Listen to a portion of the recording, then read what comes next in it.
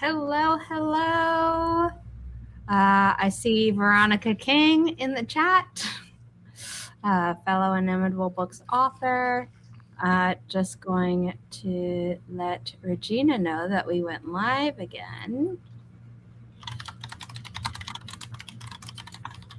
And see if other people will stop by. Oh, just texted you, Regina. Hello. Should have known. Hi. Again, Regina, thank you so much for the Ko-fi donation earlier today. Really appreciated. Love how supportive you've been of this company since it started. And just very lucky to have you as a friend and supporter. We have two Inimitable Books authors with us tonight. We might get a third, we shall see. But Chandra, because C comes before K in the alphabet, you're going to introduce yourself first. Oh my God, I swear I can speak. I work in words all day. Hi, everyone. My name is Chandra Arthur. I am the author of Mother Mercy, as well as, got Mother Mercy here, as well as the co-author of the 1,000 Word series. We have 1,000 Words to Get Started and 1,000 Words to Ignite Romance. And yeah, happy 4 years to Inimitable. Thank you. Very excited to be here. Thank you. And Kay.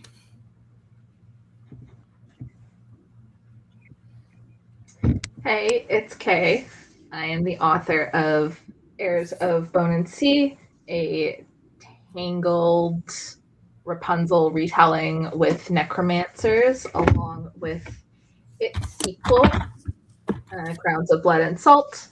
It is a complete duology, so if you're into fantasy and necromancers and pirates, and it is also mermaid. There are deadly sirens in these books. Yes. So if that's something you might enjoy, it is a complete duology. So yes, buy it, I guess. Yes. And for the giant giveaway that we are running in honor of our 4th anniversary as a business, I was wearing this earlier today, but did not get to show it off.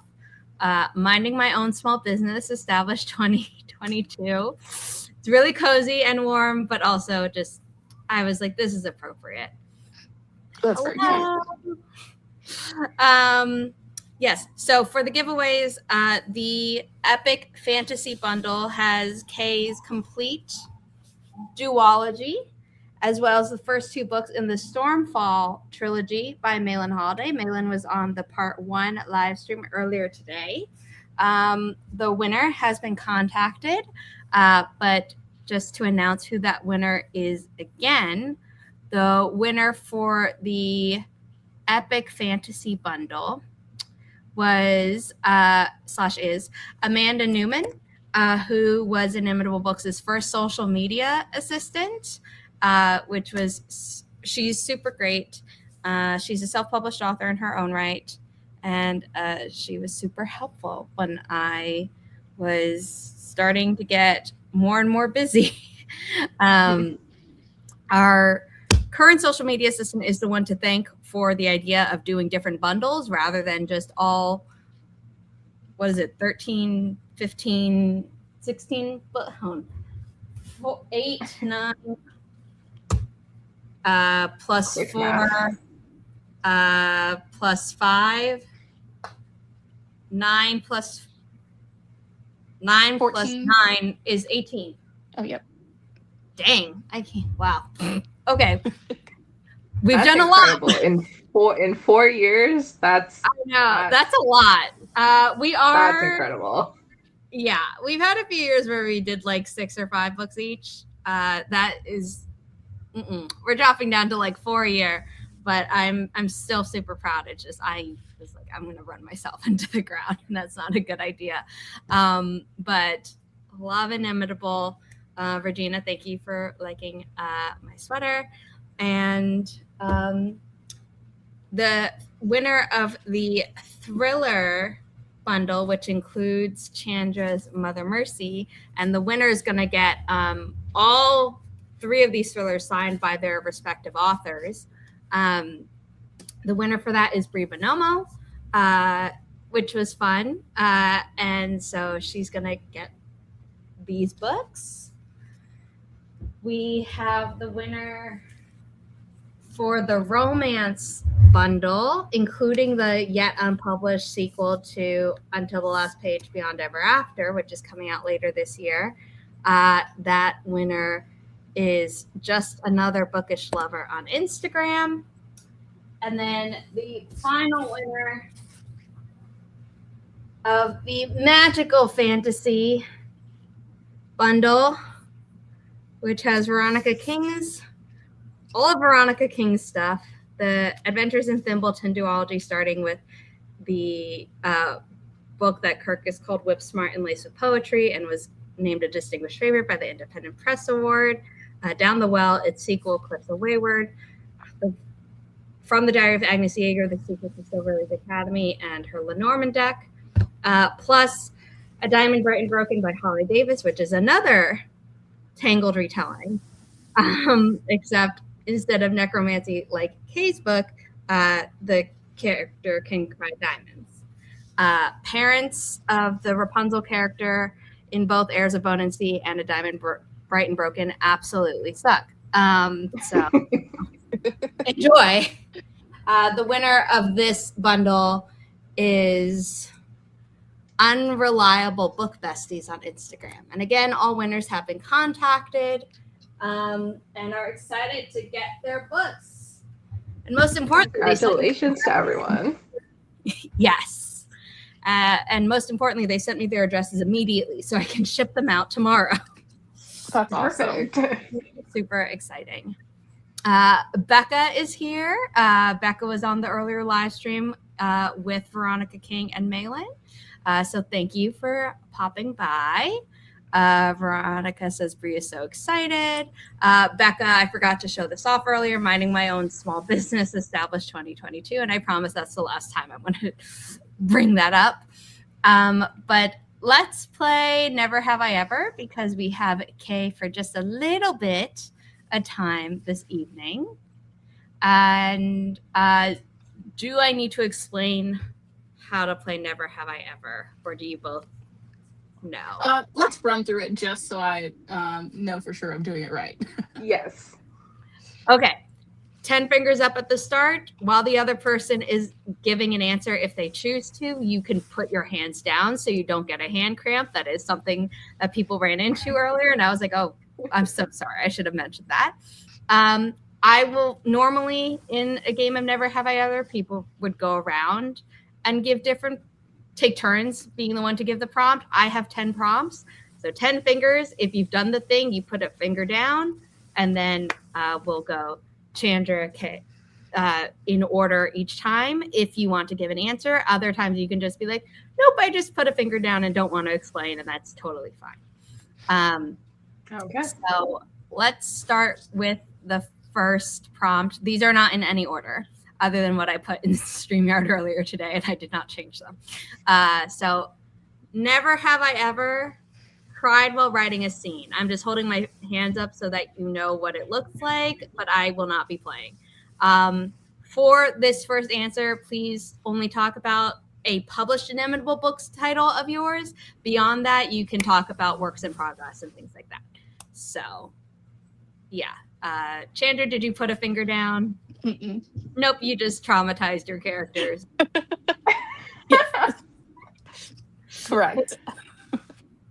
Okay, put a finger down. I think it was like happy tears though. Okay. Which counts. Yeah, that counts. Some of the scenes like later in the books, because the first like 80% is just trauma. Yeah. Like, some of the scenes later in the books are like they're finally like maybe happy, and I know. I get a little teary when I finally give them what they want. Yeah. Or sometimes what they need, because definitely certain people are still traumatized. Yeah. Okay. Never have I ever started hating my own book in revisions. It doesn't mean that you didn't fall back in love with it at any point, but when you're in revision, how have you ever been like, oh my God, I hate this so much?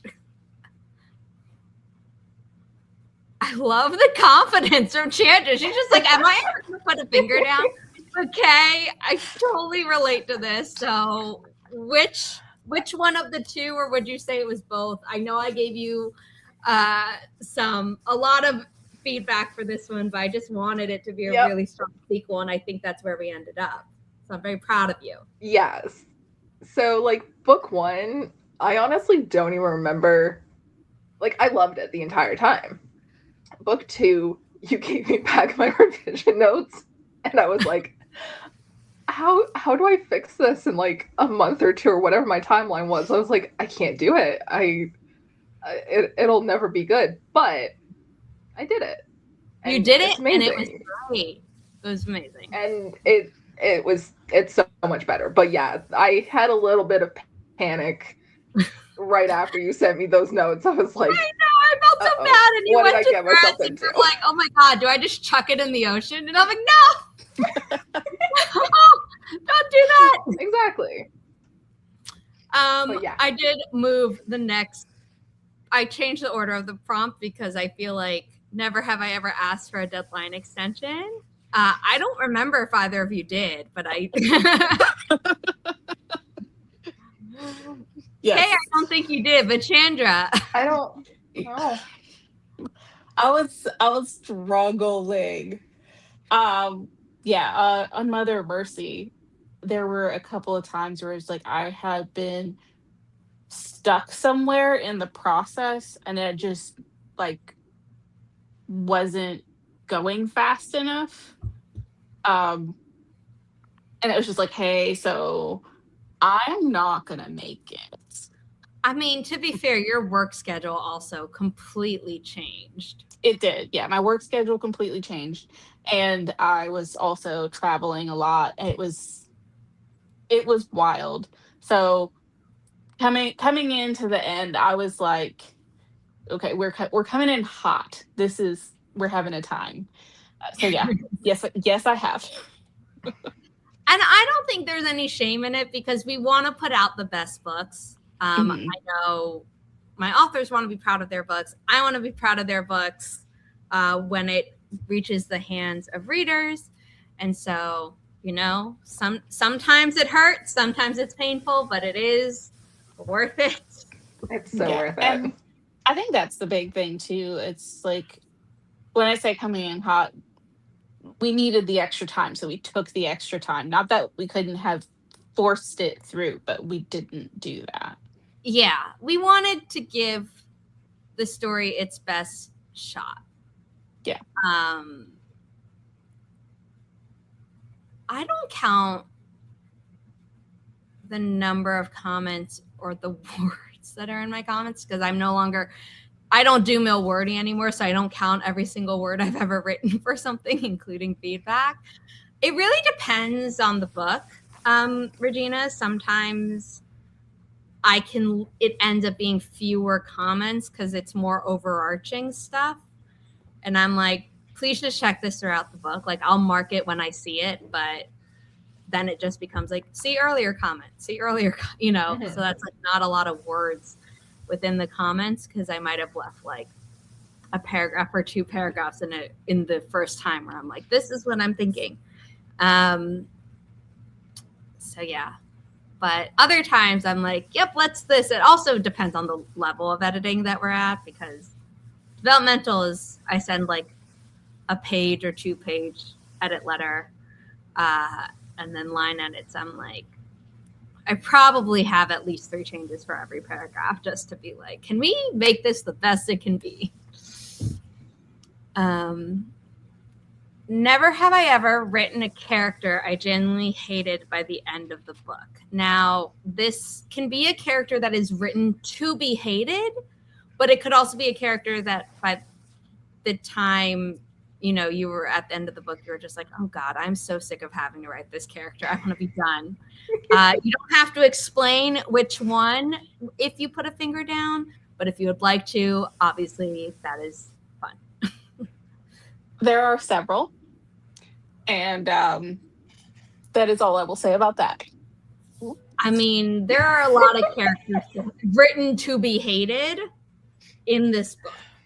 So if you didn't put a finger down, I'd be like, I mean, you could have loved them though. Like sometimes, like let's talk about this. Sometimes an author will love writing an awful character. But yeah. And then Kay, did you put a finger down? Yeah. So not necessarily in book 1. I mean, there were like some characters who are like villain type characters, so they're meant to be hated, but I didn't really hate writing those ones. But in book 2, one of Evan's counselors just hated him. He's such a jerk. Yeah. I was just like, you're gonna get your comeuppance. And when it happens, it's gonna be great. I love when it was like the rug got pulled out from under. My keyboard is acting weird. That's fun. I don't know if you heard the crash.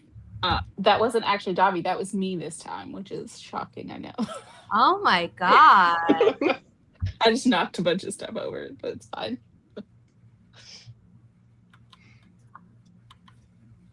Yeah, my keyboard is deciding to throw a fit on the anniversary. That's fine. You worked fine earlier. I was just going to try and take notes of how many fingers you put down over the course of the game. So that's fun. Next one. Never have I ever read my own book reviews.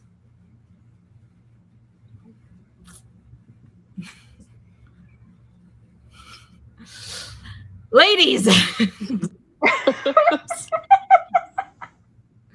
That's all I'll say. If you would like to defend yourselves, you can. You do not have to. My friend told me that they left a review. Okay. Well, a couple of friends, like they told me specifically. So I was like, oh, okay. Okay, that's better than what I thought it was going to be. But I was going to be like, ma'am, you're not supposed to read your reviews. Yeah. I was a young debut author. I wasn't even that young, but I was a debut author, and I was like, I'm morbidly curious. I want to see how my first book is doing. And it was mostly positive. Yeah. But then you get some of the reviews that are like, not. No. There was one that I remember reading. It was like it was all pretty negative, but the very last line said 1 star for lesbians, I guess. And so that just made it funny, and I was like, thank you. That honestly, I think for book 2 I haven't. Funny. That kind of almost sounds like something that you would put on like marketing stuff. I know. Yeah. No, at the live stream earlier today, we were talking about I was talking about how Gossip Girl, the first show, not this stupid reboot, use like all of these bad reviews as their marketing campaign, like on the posters that they put everywhere all over the city. And it was like, it was brilliant. So, you know. But yeah. Yeah, definitely. I haven't read any of them since, because I'm like, no, this is not for me. Exactly. It is not for you, the author. Especially Becca was mentioning, you know, she was like, I'm self-published, I have to for marketing. But now she has a friend who reads it for her. That's smart. That's the way to do it. I read them. The social media assistant reads them. We try and stay on top of it. Never have I ever written a dedication and then regretted it. Nope. If you hear me clicking away, it's still me trying to fix the keyboard, but I think I'm going to have to give up. All my fingers are still up. Never have I ever pitched a book I hadn't fully figured out yet. It doesn't mean that it wasn't fully written, but it's like, I don't know where this story is going yet, but I'm really excited about it, and I'm going to tell Zara about it. So we have this book you may have heard us mention a couple of times. This was absolutely on a live stream where I was like, oh my gosh, I had this idea. Lol. Just willy-nilly. I had actually submitted something completely different. Yes, in a completely different genre. Yeah. And I was like, okay, cool, but I want this one. I want this one first. Yeah. Whoops. See, asking for an extension on the deadline. It all makes sense now. It worked out. It did. I'm really pleased with it. Yes. Kay, did you put a finger down? Yeah, I think I'm at 6 fingers now. For book 1, I like completely written it. That's how I wanted it, and I sent it to you. For book 2, because you decided you wanted the sequel, because in my head I was like, I can change the ending. I can make it so that it's not a sequel, that it's not a series. But you're like, gimme.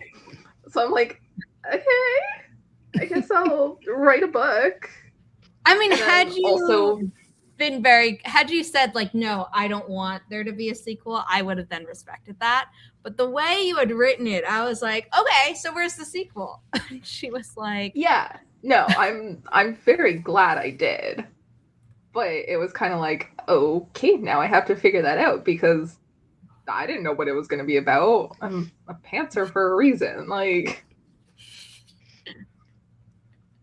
and then also same with like my current work in progress that you want. It's like, yes. I'm only half done that. I don't know where it's going. I don't know how it's going to end. What's that? I'm excited though. But you have very good pitches. And then I'm like, yes, gimme. I appreciate that. Because sometimes I might say like, okay, we need more time on it before it's actually published. But if I was writing a story and I told a friend or my publisher, if I had a publisher, and they're like, yes, this is a good idea, I'd be like, great, I'm not just wasting time. Yeah.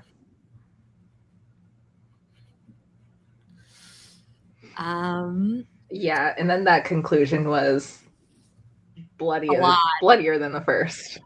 Oh, yes. I mean, the first one was pretty bloody as well. Although, actually, there was an undead army, so there was less blood. Yeah. Had they been a living army, there would have been a lot of blood. But yes, no, it definitely needed the 2 books. Never have I ever submitted something and then immediately spotted a typo. Bold of you to assume that I look at something I've submitted. You're like, it's out of my hands. Nope. I mean, no idea. That is not my business. I probably have. I'm just putting a finger down just to be honest and cover my bases. Like, I probably did. I don't remember. I mean, I don't remember either, but I know that when I send emails, I am always watching for the corner of the unsend 60 seconds because sometimes it takes the sending it for me to realize that, like, oh, no. And then the unsend picture is like my best friend. And it's fabulous.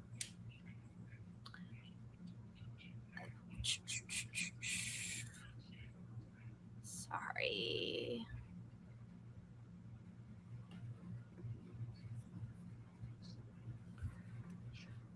Never have I ever killed a character just because I was in a bad mood. So this is not I plan to kill a character and I'm in a bad mood, so I'm going to jump ahead and write that scene.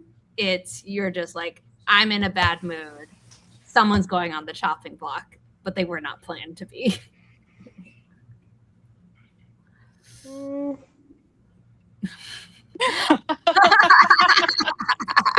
feel like if you're thinking about it. I don't know if I've done it specifically for these books. Right. Yeah, it But doesn't have to only be for the Dark Depths. It's I have probably done it. Like, I just get so annoyed with the character being there. I don't know why I wrote them there in the first place, but they're there, and it's like, okay, just shoot, Just go away. be buried under a pile of rocks. Like, yeah, it's probably maybe. So we're gonna say yes. Totally fair. I feel like I kill so many characters. I'm more likely to have to add a character in specifically to kill them because I need to kill a character off than I am to like kill an existing character off because like I get to a point where I'm like, somebody has to die. And then I'm like, I need another character and they can do this, and this, and then they can die. And then we've been breezing through these. So last one is never have I ever started a new project mid-draft to escape the current one. Yes. Yeah. This was for an earlier thing when you both said that you read your reviews, but Veronica earlier was like, Chandra called me out because Chandra was like, I know you're 75% done with your current project because you're working on a new thing. Yeah. So pot meet kettle is what I'm hearing, Chandra? Uh-huh. The shiny ideas are just so fun to pursue. They are. Oh no, I totally understand. I'm of the opinion that as long as contracted things meet their deadlines or with the deadline extension, but still meet like things that can't be moved, then I don't care how many detours you take. Yeah, it'll get actually Veronica has been my accountability buddy as far as like you are not allowed to work on the shiny new because you are at this point in your deadline or you're on schedule, but you're not allowed to work on the shiny new until you meet your writing goal or editing revisions goal, whatever, for that day or week. If you meet your goal for the day or for the week, then you can dabble. If you don't meet it, then you can't. So that's smart.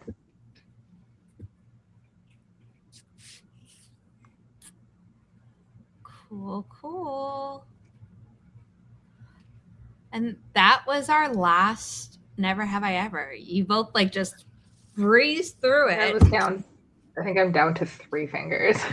I was down to 5.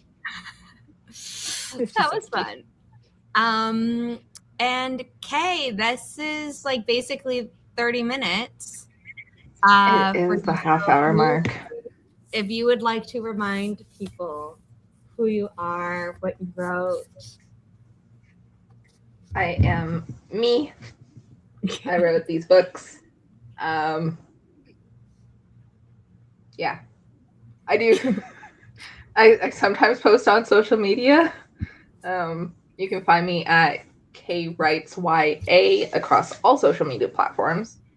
And yeah, hopefully I got more books coming your way very soon. More fun stuff to talk about. And Kirkus, we put it on the back of book 2 because book 1 had already been printed.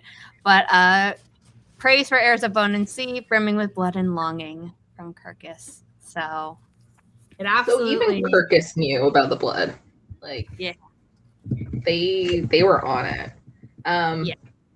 I'm also going to be at a book signing event in November of this year in Toronto.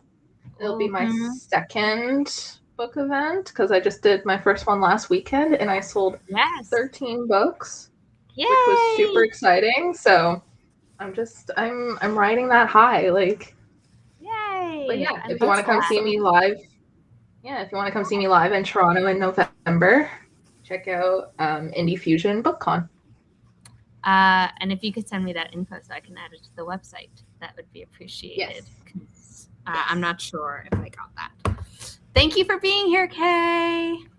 Thank you. Have a good night. Bye. Okay, we're going to. Kay's trying to figure out how to leave. I'm just going to nudge the potentially other author who might be coming and see if she's able to pop in.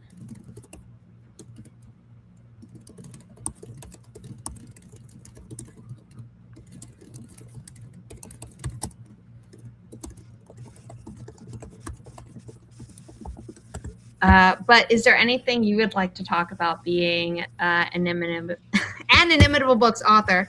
I can say the name of my own company. I just flubbed it while reading something else. It is also Monday, so. Yes. How dare. The force is not with me today, but that's okay. It's been with me while I was starting this company, and it's still going. Veronica's comment.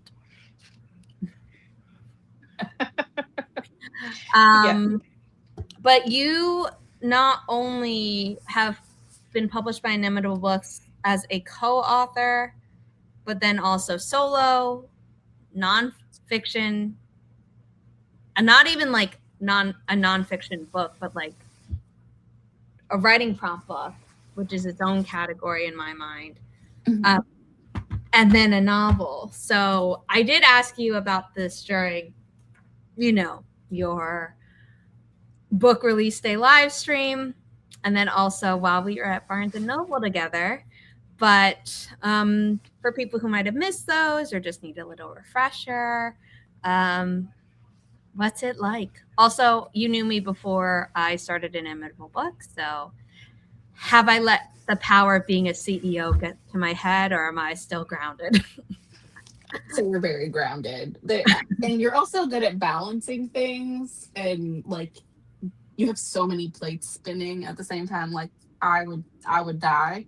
So that's amazing on its own. And no, I would say that's made it easier because like there is a learning curve for all of this, and so it's been really really awesome to see you adapt and grow with the company, and like help take us along as far as what we need to be doing, what makes things easier for us, for you, for the company overall.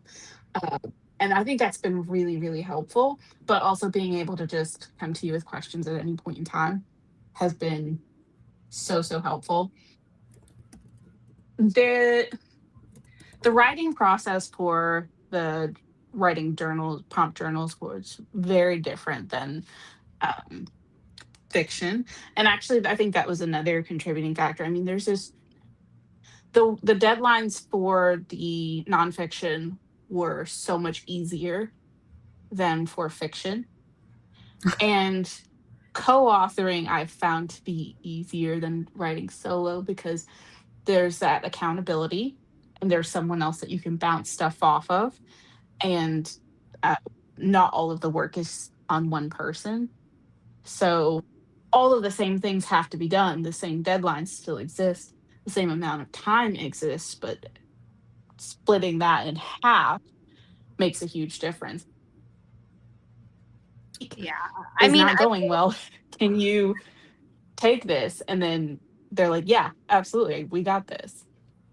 I mean, I will say, at least for your published stuff, I know you're currently co-authoring with Veronica King on something, and we will have more news about that soon. I know you and Veronica King have both been sharing on social media, which is super exciting.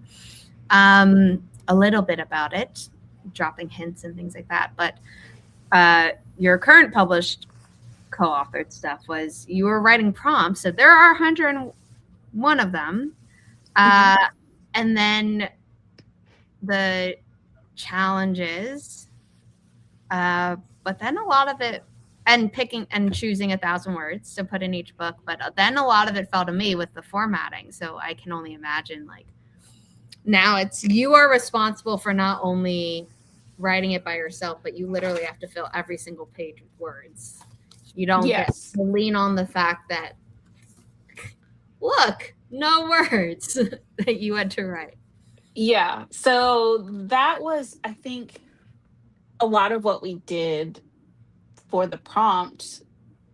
We come up with a lot of the challenges already because we were challenging each other when we were writing flash fiction.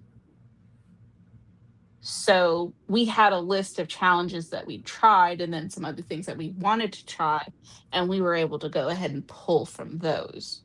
So it wasn't something that we had to come up with 101 challenges overnight. That really helped. And we'd been doing enough flash fiction where coming up with the prompts, it was more like creating a sentence and then taking stuff out, or putting in blanks and then making sure, like, okay, can I write this into a grammatically correct sentence? And if the answer is yes, then that can be a prompt. If the answer is no, then you've got to rework it.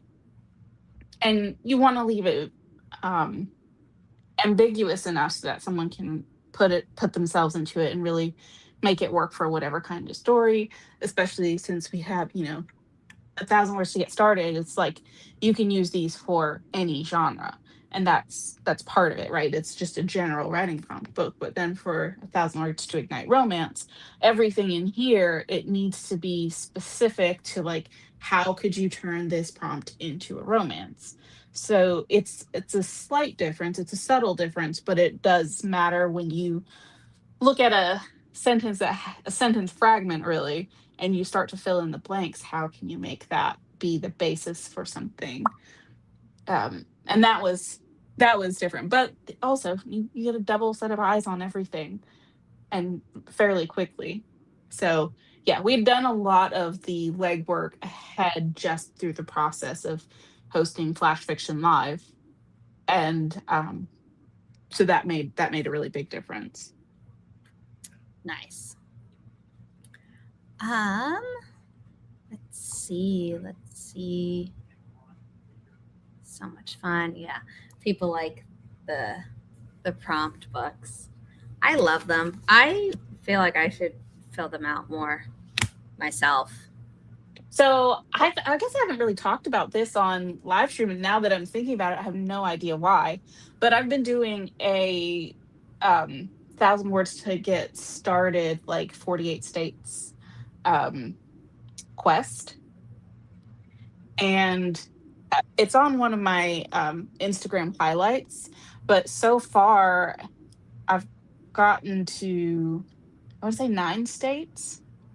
Oh, And so what I do is I pick a song, I find a local cafe, and I go and I take my personal copy of 1,000 words, and I sit down, I order a drink and sometimes a snack, depending. And I, try like whatever special or they have on the menu, and I write a flash fiction. So I'm gonna do one in each of the continuous 48 states is my goal. So it's like a travel challenge as well as flash fiction. It's been a lot of fun, and I've gotten to see some really great cafes, and you can kind of see some highlights of that on my Instagram. that's so much fun. I love that. Also, yeah, why haven't you mentioned it? I know, and there's a link to a Canva template. Oh, 1 second.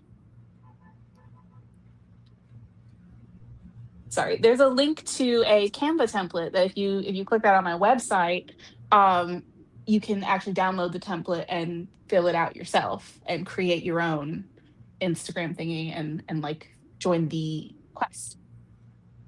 Very cool. I love that. Look at you doing a whole marketing campaign and then not telling me about it.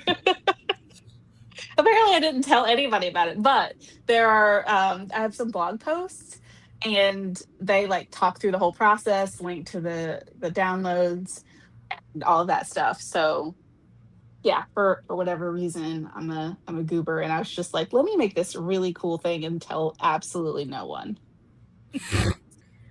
You've had a lot on your mind. You were trying to finish a draft for something.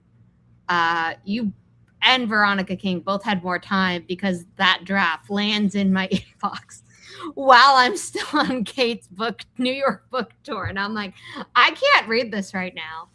And then I end up reading the first like chapter and I think a third of the next chapter on my way to Kate's final book event.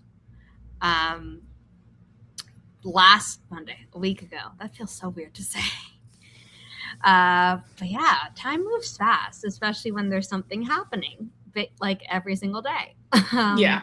Yes. And it's not just that too. I feel like we all got into books and writing because we like to be cozy. Yes. And there is nothing cozy about like It's like the more successful you are, the less cozy you're allowed to be. I mean, if someone really didn't want to do book events, I'm not going to force someone to be like, overcome your anxiety. Like, just do it. I'm not that type of person. I would then, email the author and be like, okay, so what can you do? Because, do you have a regular presence on social media? It doesn't have to be you're posting every single day. Not everyone is my social media assistant. Also think that it was amazing. Yes, she's amazing. She's actually texting me during this live stream. No, being like, I'm going to share that the live stream is live right now on the stories. I'm like, God bless you. Thank you so much. And I saw one of the posts today about having was it 900-page book in your purse while you're failing your classes, and I was like, "Ooh, you did not have to roast us like that. That was a little rude." Oh, she'll come up with stuff, and there are so many times in the chat, in like our text messages or in ClickUp, where I'll just message her and I'll be like, "This is perfect, no notes, thank you." Yeah, I saw it. I was like, "That, you're right." Yeah. And it's so great because she can do that trend with the Shadow Rises, because it is twice the size of book one, and I think in some cases like verging on 3 times the length of some other books if you like ignored the thickness that is provided by like the cover for every title. I'm not necessarily saying this one, but it's so funny. Yeah, no, I like audibly, when I saw it when I was in New York, I was like, holy cow, that is massive. Yeah. Because when it was coming out, I was doing this a lot on live streams, but it's still like hard to understand. Yeah, you have to like, have it in your hand. Relationship, like that's wild. But then you see it like next to my head. Yeah, big book. And you're like, this is, and Veronica earlier said like that's a weapon, and I was like, well, with enough force, any of these are a weapon, but this one on its own, she's hefty. Yes. And I think a concussion might hurt less than the emotional damage this book inflicts. And also will wreck you. Yeah. I mean, all our books will. I was trying to think. I was like, is there any that won't wreck you? And I think this is it. These are the only 2 that won't wreck you. Unless you decide to wreck yourself with your own writing. But like, obviously, the thrillers will. From the suspense alone, will wreck you. Then a lot of family trauma going around in these 4 books. Just, that more life and death situations. Just like getting all in the feels with the romance books. Different type of angst, but still emotional. And then, Veronica King, whose motto is, would you like some trauma with your whimsy plus a another Rapunzel retelling, which means that obviously there are abusive parents, and that comes with a whole lot of trauma. Hey now, Agnes is fun, no wrecking. A girl literally lost her sister. Like, that's not wrecking you. Oh, you come home one day and your parents are completely missing, and CPS takes you to a completely different state, uprooting your entire life. No trauma there.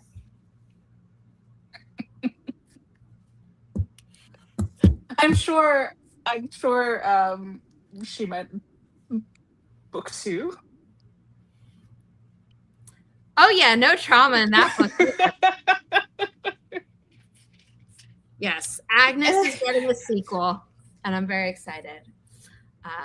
That one has been officially announced.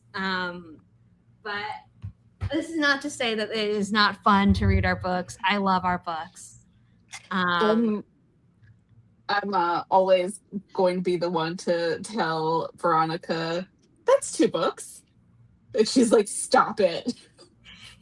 You stop. And I'm like, no.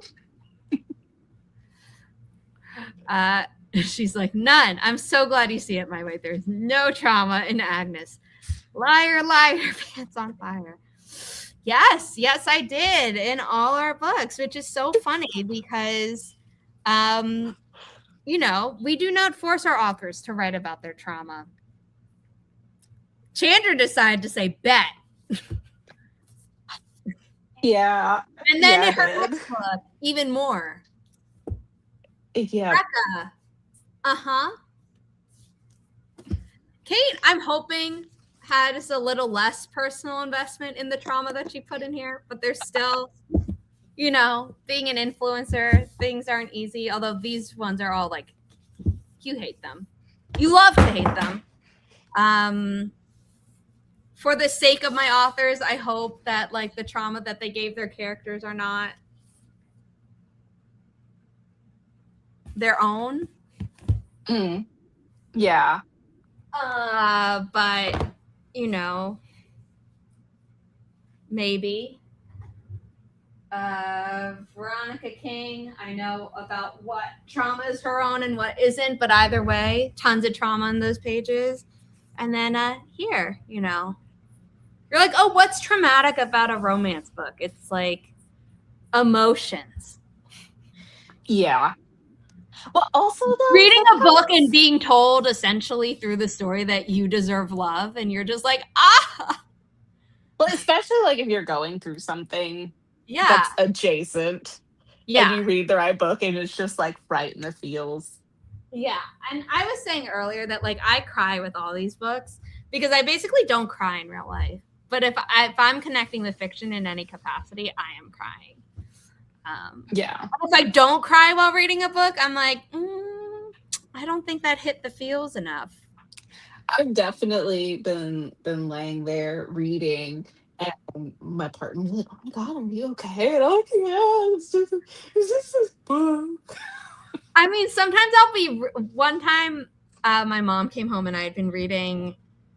I was reading The Devil's Trials actually on my phone as the first read through before I started editing, and I'm like sobbing, and my mama sees that there are like dry tears on my cheeks, but also that I'm still actively crying, and she's like, "Oh my god, are you okay? Like, did something happen?" And I'm like, "I'm just reading this book, and I knew this thing was coming, but it so really hurts."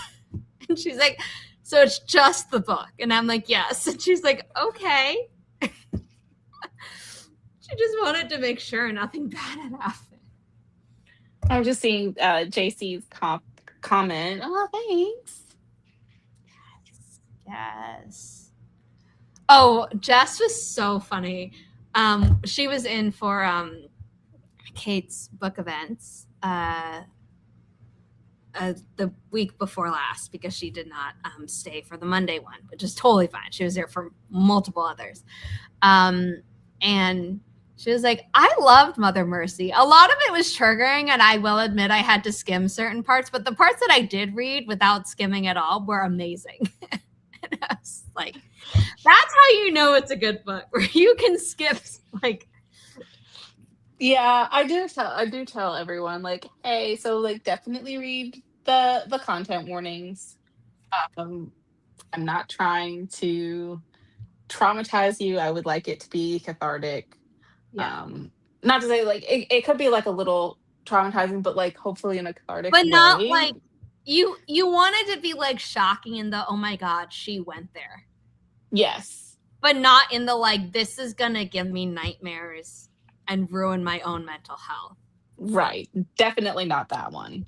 Yeah. So. But you succeeded on the first one with my mom, who used to constantly tell me, oh, I don't get triggered by stuff. I don't get shocked by stuff. And I'm like, okay. She finishes the second case in that book. And then we're walking Riley, and she's just like so out of it that she keeps like, people keep walking into her because she's just like not aware of where she is in space.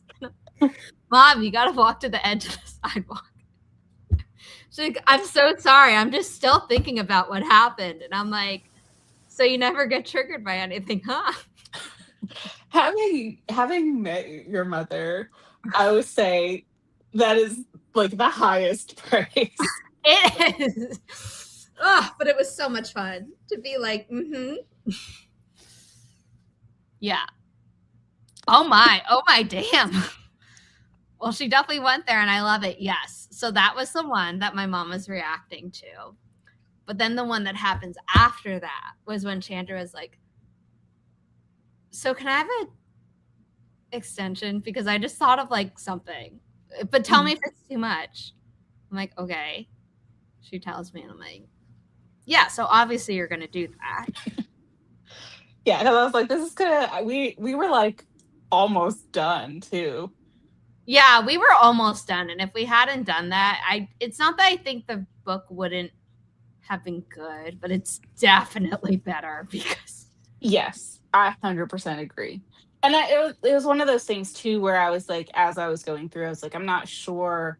Like, this feels like it needs something. It's kind of like when you're cooking and you're tasting what you've cooked so far, and you're like, this needs something. And you can't figure out exactly what it needs. And you're just about to like put it on the table, and you're like, oh my gosh, I know what it needs. Yeah. That's how I felt. Yeah, you're just like, it needs a little bit more oomph, a little more pizzazz. Yeah. A little more vengeance, retribution. Yeah. That person deserved it. I mean, they all do. But yes. It's so funny because in context, the first one, not the prologue, but the first one is like so fast. It's like, so quick. You know, like, yes, there's cleanup, but it's so quick. And then you get to the second one, you're like, oh, digging in. And then the third one, you're like, oh, talking about digging. Yeah. But that was the part of like the pacing and the pattern of escalation was kind of the tricky part there. Yes. Okay, we're going to do the superlatives. I think the other author was hoping to make it, but it seems like they are not. But that's okay. Because Chandra, you actually might be the one who's like lurking the most on the other authors' platforms and stuff. So I wonder if you have like more answers for these than some other people Okay. did. No shade, no tea. It was great. I love the way it went with the last stream because it almost always defaulted to a certain author who has had a lot of vlogs. I was gonna say I might be chronically online, so yeah. So shoot. So I am going to just share the author page from Inimitable Books. Becca's down there. If I can make the grid actually fill the page, I would, but I can't for some reason. And maybe I'll look into changing that in the future. But these are your options. You are allowed to say yourself for any of these.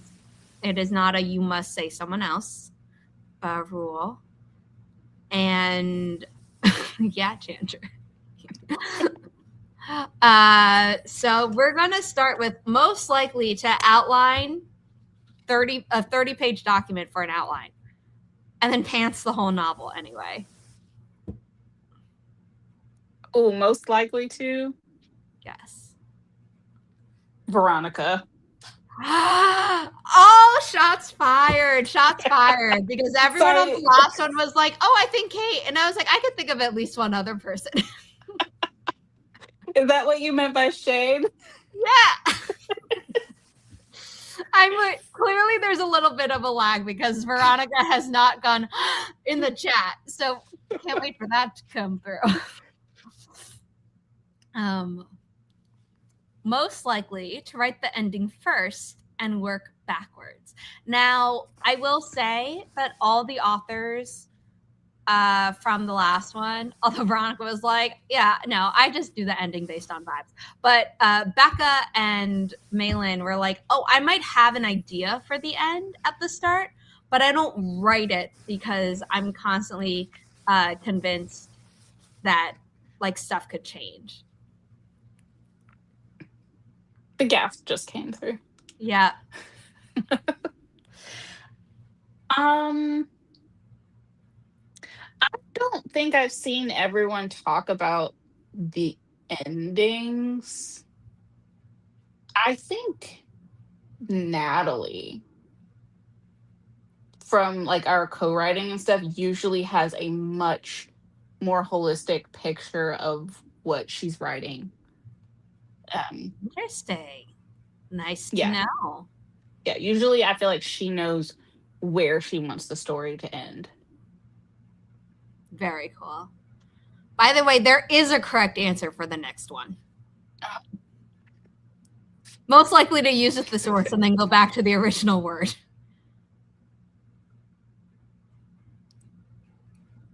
Ooh.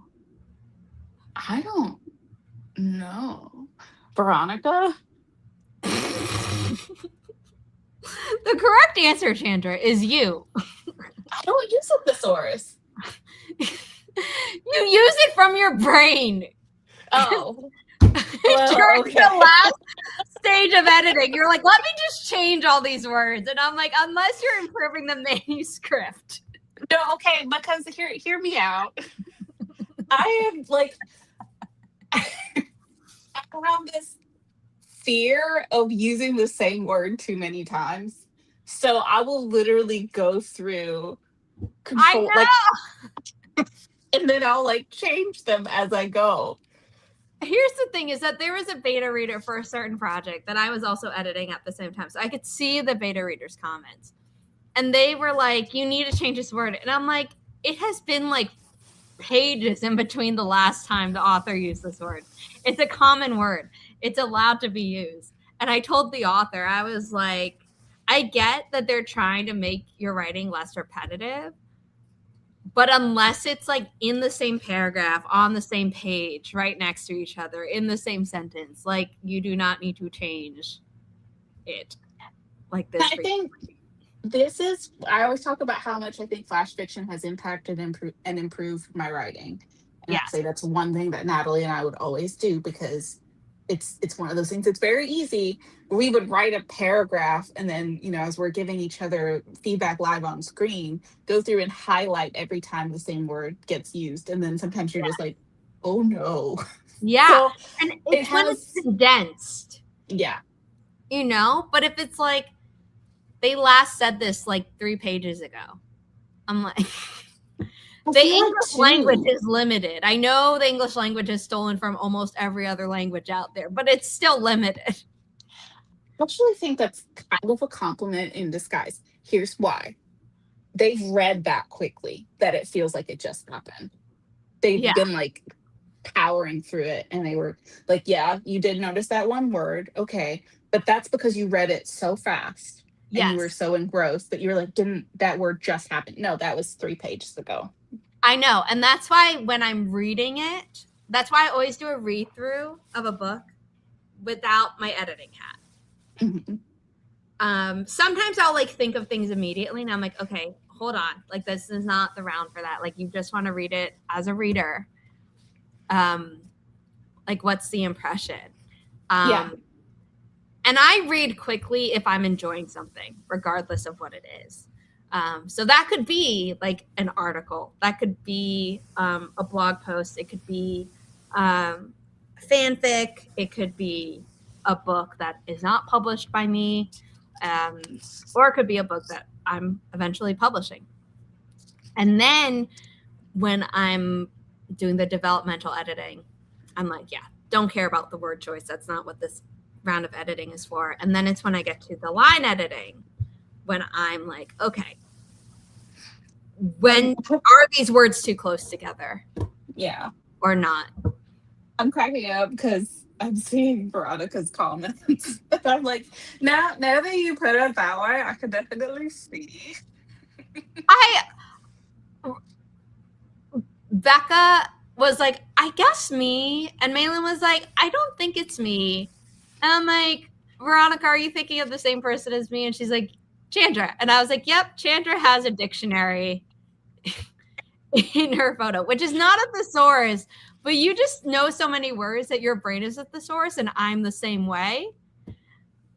So also, that is one of my smaller dictionaries. I do have a small dictionary collection. Yeah. So I want to see that on social media. I think that would be really fun. I should post Or maybe you could just do a single carousel and just show all of them at once, but fun. Yeah, I might do that. That'd be fun. Most likely to accidentally spoil their own book in an interview.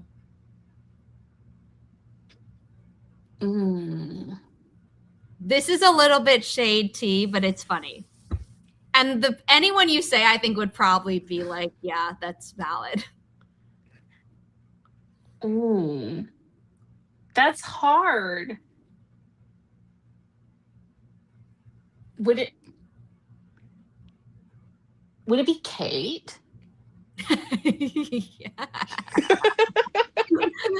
called her out on it in an interview. And she was like, yeah, people said I overshare. And I'm like, you've actually been pretty good about thanks for watching.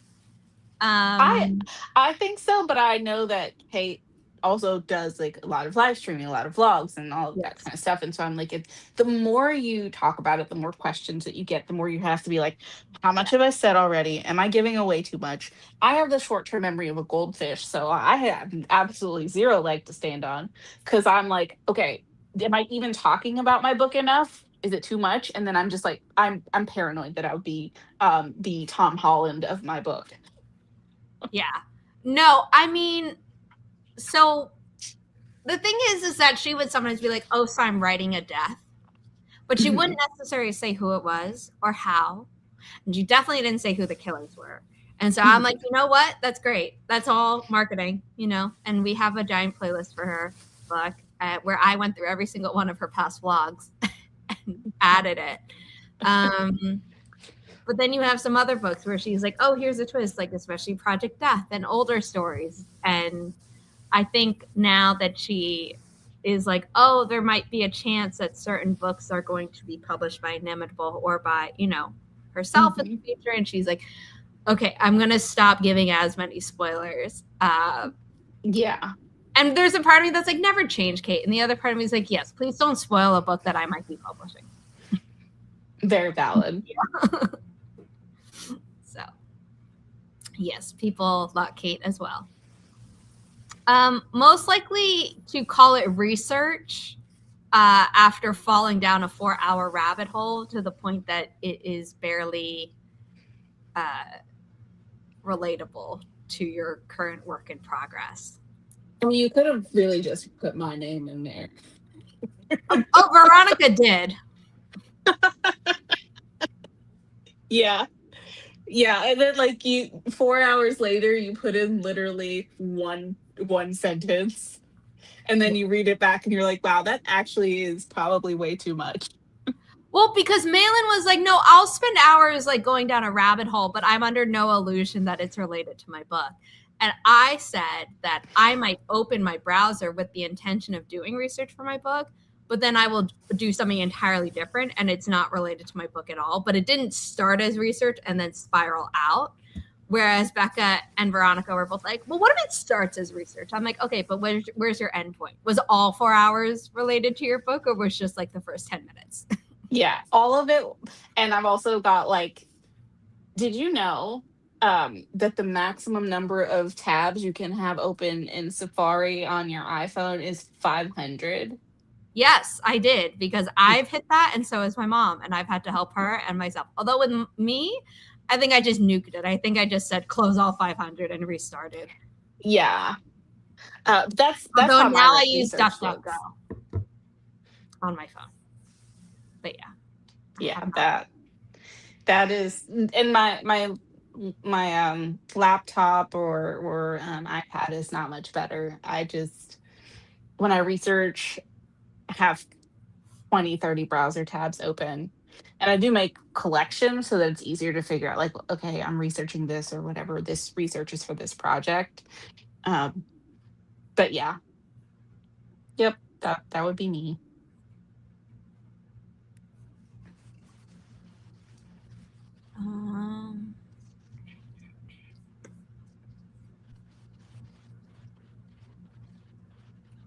Apparently there are plugins you can add to limit the number of tabs you can have open in Chrome, but I'm not getting a number for the actual top. Oh, okay. What is the Quora coming on through? What is the maximum number of tabs that can be opened in a window in Google Chrome?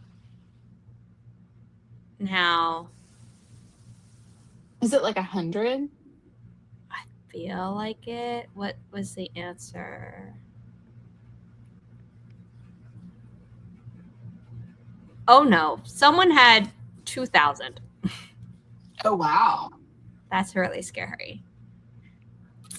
What kind of RAM did they have on their computer? If you want, I can send you the Quora link, Chandra. Yes, I have questions. Yeah, but since I switched to Brave, I think I cap it at like 50 tabs per window, and I keep it to one window at a time. And I try and get it down to like 20 each time I'm like closing it, but like I might need those tabs up the next time. So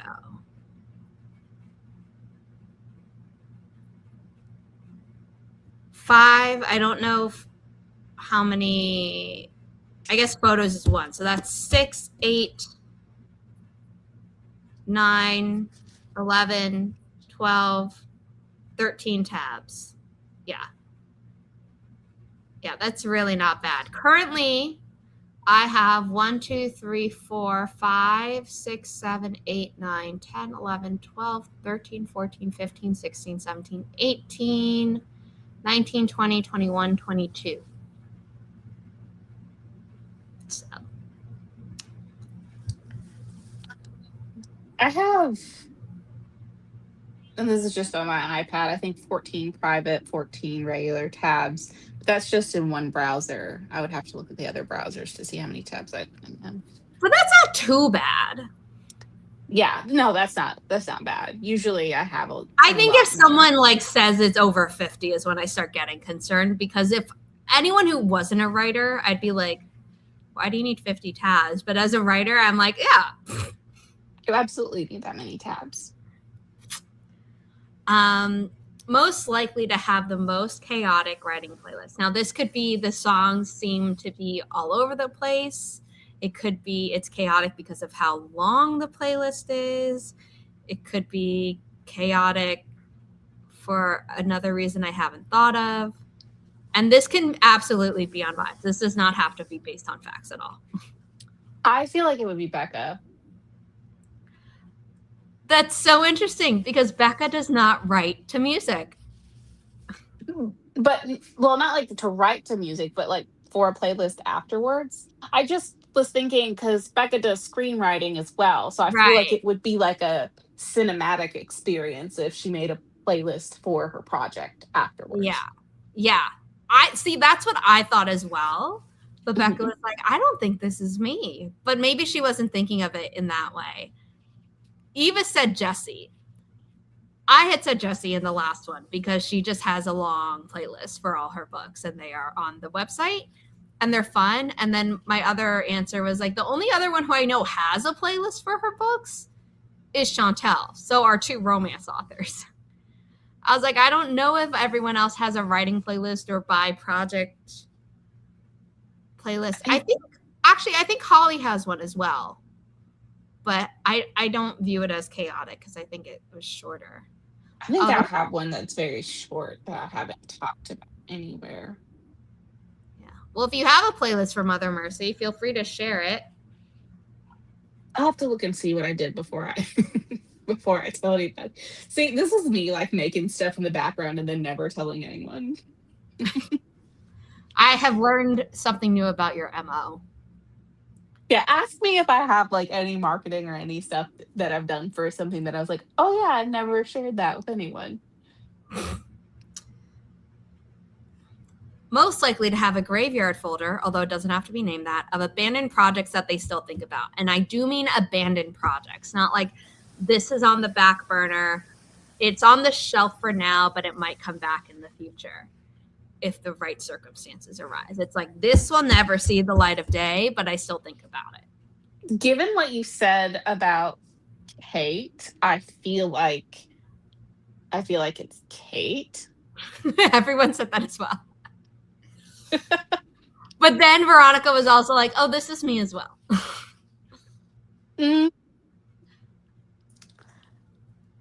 To proceed to more shade, I'm gonna say no because we talked about spoilers. I have thoughts. I've not been informed of anything that's actually been moved officially to the graveyard, so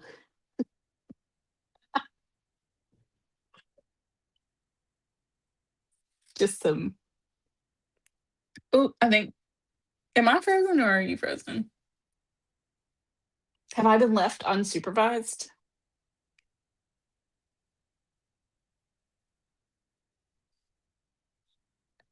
I think I have been left unsupervised. If you can still 3. Do we have a bingo? I don't think we have a bingo card, but if we did.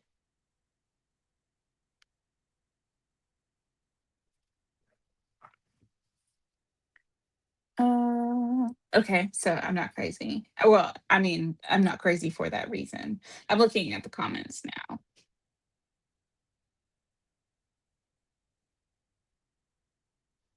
Let's see. Ooh, Regina, yes, I can see that for Mother Mercy, Janice Joplin. I do like that. And then and that's the thing. I have watched some of Jesse's videos, but I don't feel like I've seen a lot from Chantal. So I don't know. And that's where I like lean towards just wanting to default to the person that I do know better, because I'm like, well, like I've at least seen a little bit of their stuff. So even if it's not like 100%, then I feel better about that than saying it's somebody I don't know at all. We're back. My Wi-Fi cut out. I was just prattling. I was like, I've been left unsupervised. And I was just reading comments. So yeah, I was saying that I thought you had frozen, and then I realized it was me. No, I was like 3. Wait, we don't have bingo. Dang it.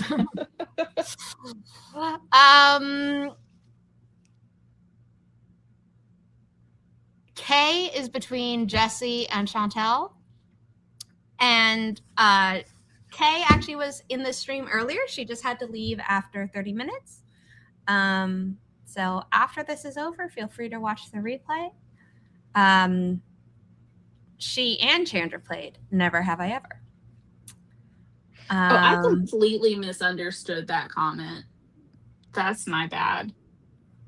What do you think? I thought we were talking about, I read it incorrect. And I also thought we were talking about the project Graveyard of like between Jessie and Chantel, which one. I was like, well, I feel like I've seen more of Jessie's stuff, so I can't. I have a hard time picking because I don't know both people the same amount, and then I'd be like, oh no. I think it's hard to say between the two of them, because Chantel has certain books that were published and then that former publisher went under. Mhm. And so those are things that I think she might count as being in a graveyard. Fair. And there's not like, I want to publish some of them, but also she has new ideas, which I also really love. So Mhm. you could consider it that way. With Jessie, Well, so she that's where has so many projects. yeah. And she also unpublished some. So that could also count as a graveyard, but in that she has ideas and then abandons some. Mhm. I don't know if either of them actually do that. Yeah. So that's how I was thinking to answer the question. But what Eva was asking was on the thumbnail, who was between who. So when you answered that, I was like, oh, I had the dumb. You did not. I kind of like your answer better. I'm glad that was misunderstood. So I'm glad you shared that answer. I didn't know that about both of their writings. That's really cool. Yeah. And then our last superlative, most likely to be working on something they absolutely cannot tell us about yet. Ooh. And you could say yourself if you want, but I have given you permission to start talking about CFCG. I did submit it to Publishers Marketplace today because it wasn't letting me log in yesterday for some reason. Valid. I have a project that I can't talk about at all. Yeah. I've told Veronica some stuff, but mostly just to be like, am I a horrible person? Okay, I'm going to do it anyway. So yeah, nothing to see here. Even thought you were just chatting to fill the time and didn't even realize you were trying to answer her question. This is so good. The plot thickens. That's hilarious. Eva thinks Kate. No, Kate talks about her stuff. She doesn't talk about her pen name stuff. So I guess in that case, you could always say there's that. Veronica is always working on a million things. And I'm like, if it's not official, please don't necessarily talk about it. So then you could also say her.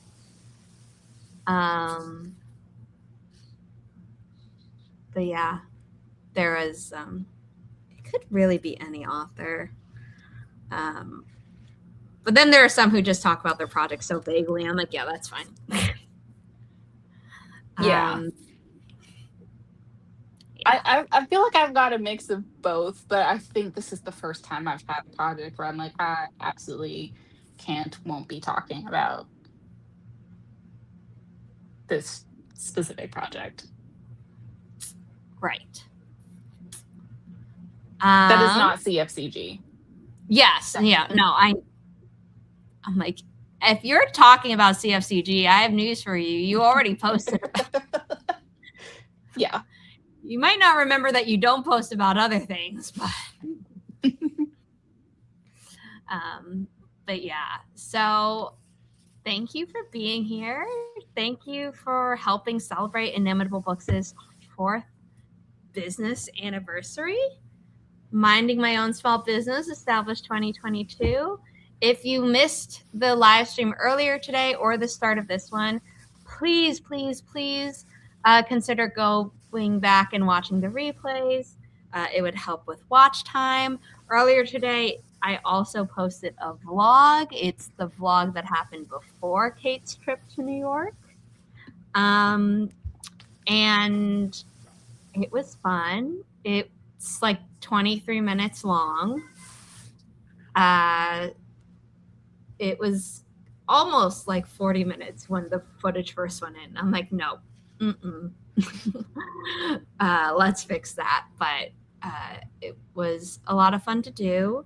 I vlogged Kate's visit, and then I have not yet vlogged since because I have 4 hours of footage in that vlog that I need to edit down. Yeah. But there will be more vlogs. Also on May 1st, I posted the first 9 lessons, or first 8? I think first 9 lessons of the Inimitable Books Query Ready course that used to be on school. It used to be behind a paywall. Now it is on YouTube for free. And you can get the course workbook for free through our Ko-fi page if you would like to financially support us. The best way is first and foremost buying our books from inimitablebooks.com, which will then direct you to other retailers. And after that, leaving reviews helps us, honest reviews on your favorite retailer. But Goodreads is always good as well. And then if you have any extra spare change you would like to give to Inimitable Books, you can go to our Ko-fi page. And thank you so much for being here. Oh, let me take down the superlative thing because we're wrapping up. But thank you. Thank you. 4 years strong. More to go. Have plans for 2026, 2027, 2028, 2029, and maybe for 2030 already. So yes, yay 4 years, and here's to many more.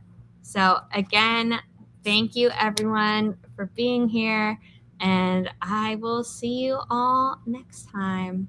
Bye everyone.